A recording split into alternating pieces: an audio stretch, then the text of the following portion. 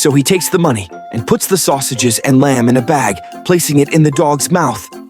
The butcher is very impressed, and since it's close to closing time, he decides to shut up shop and follow the dog. So off he goes. The dog is walking down the street when he comes to an intersection. The dog puts down the bag, jumps up, and presses the button for the walk signal. Then he waits patiently, bag in mouth, for the lights to turn. They do, and he walks across the road, with the butcher following him all the way. The dog then comes to a bus stop and starts looking at the timetable. The butcher is in awe at this stage. The dog checks out the times and then sits on one of the seats provided.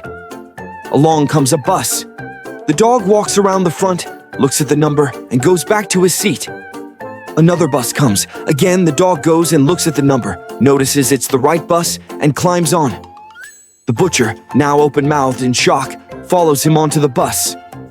The bus travels through the town and out into the suburbs, the dog looking at the scenery. Eventually, he gets up and moves to the front of the bus. He stands on two back paws and pushes the button to stop the bus. Then he gets off, his groceries still in his mouth. Well, dog and butcher are walking along the road, and then the dog turns into a house. He walks up the path and drops the groceries on the step. Then he walks back down the path, takes a big run, and throws himself against the door.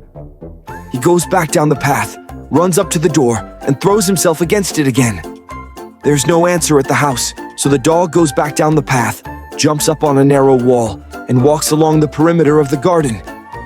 He gets to an open window, barks several times, walks back, jumps off, and waits at the door. The butcher watches as a big guy opens the door and starts laying into the dog, yelling at him and swearing at him. The butcher runs up and stops the guy. "What in the world are you doing? The dog is a genius! He could be on TV for heaven's sake!" To which the guy responds, "Clever?